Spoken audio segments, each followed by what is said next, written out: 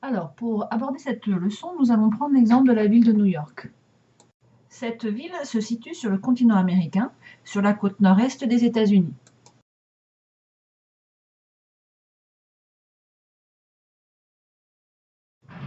Il s'agit de la ville la plus peuplée des États-Unis avec 8,3 millions d'habitants.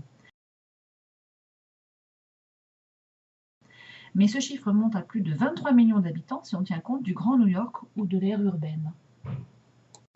C'est-à-dire la ville et les zones périphériques qui lui sont liées, notamment avec les déplacements que font les habitants entre leur travail et leur domicile.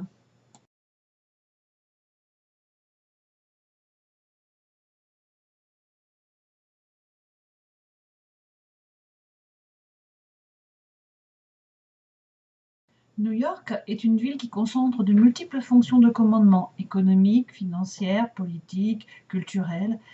La ville attire et rayonne à l'échelle du pays, mais aussi à l'échelle mondiale. On dit que c'est une métropole. Manhattan est tout à la fois une île et l'un des 5 arrondissements qui composent New York.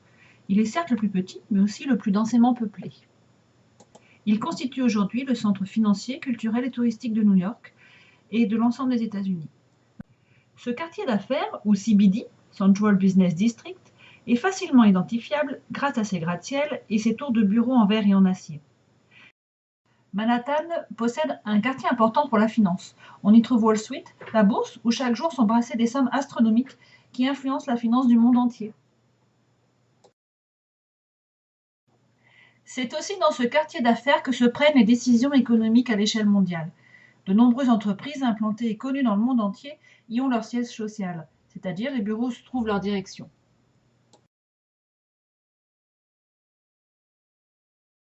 On trouve également à Manhattan le siège des Nations Unies, l'ONU.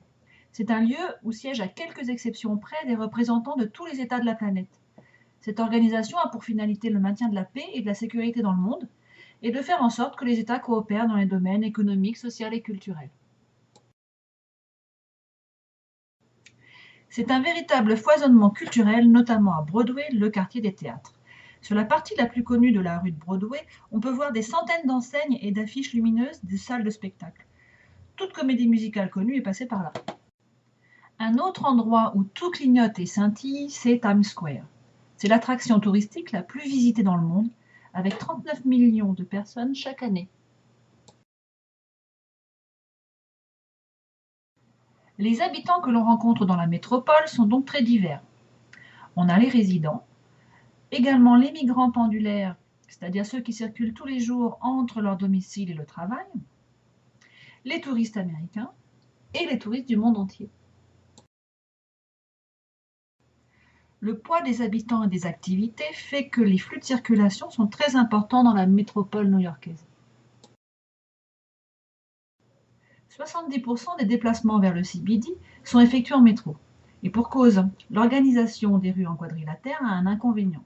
Les bouchons de circulation se créent beaucoup plus facilement. Ce déplacement en voiture dans Manhattan devient rapidement un cauchemar. C'est pourquoi d'autres moyens de circulation ont été mis en place, en particulier le système de métro qui est à la fois souterrain et aérien dans certains quartiers. Mais si 55% des New-Yorkais utilisent les transports en commun pour leur trajet quotidien, l'extension de la ville a favorisé les transports individuels automobiles avec des constructions de ponts, de tunnels et d'autoroutes urbaines. On peut aussi emprunter le réseau ferré, notamment si l'on vient des autres villes de la côte Est. New York dispose de 2 grandes gares principales. Grand Central, avec ses 45 quais, 78 voies et 2 niveaux, est l'une des plus grandes gares du monde. Enfin, les habitants des États-Unis et les touristes du monde entier peuvent accéder facilement à la ville grâce à ces 3 aéroports principaux.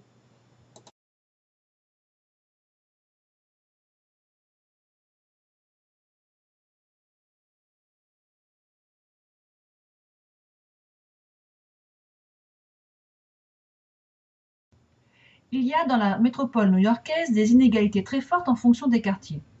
Nous avons déjà parlé du CBD, c'est le quartier le plus riche.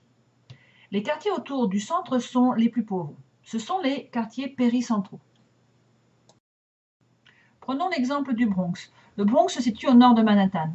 C'est l'arrondissement le moins riche de New York.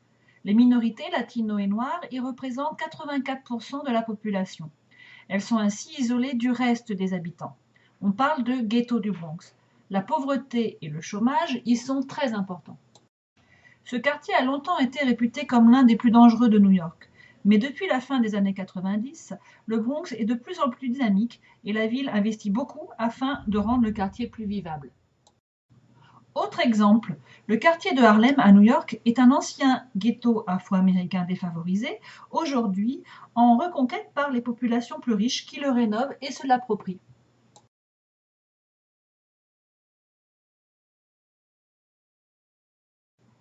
Lorsqu'on s'éloigne encore plus du centre, on arrive dans l'espace périurbain. C'est l'espace des banlieues résidentielles, de classe moyenne ou riche. On trouve donc à New York une séparation des populations en fonction de leur niveau de vie ou de leur origine ethnique. On parle d'une forte ségrégation sociale.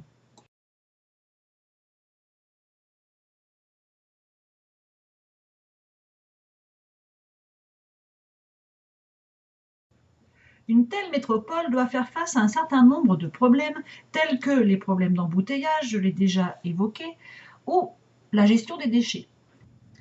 Chaque jour, les familles new-yorkaises génèrent 12 000 tonnes de déchets. Sur ce total, 15% seulement sont recyclés. New York fait partie des mauvais élèves en termes de recyclage. La ville décide donc de s'attaquer enfin à ses poubelles. L'objectif est de recycler un tiers des ordures à l'horizon 2017. Un centre de tri a été construit à Brooklyn. Il est capable de trier 1000 tonnes de verre, de métal ou de plastique par jour, ce qui en fait le plus grand des États-Unis. Toutefois, les capacités de ce centre de tri de Brooklyn resteront insuffisantes et une partie des matières sera traitée dans l'État voisin du New Jersey.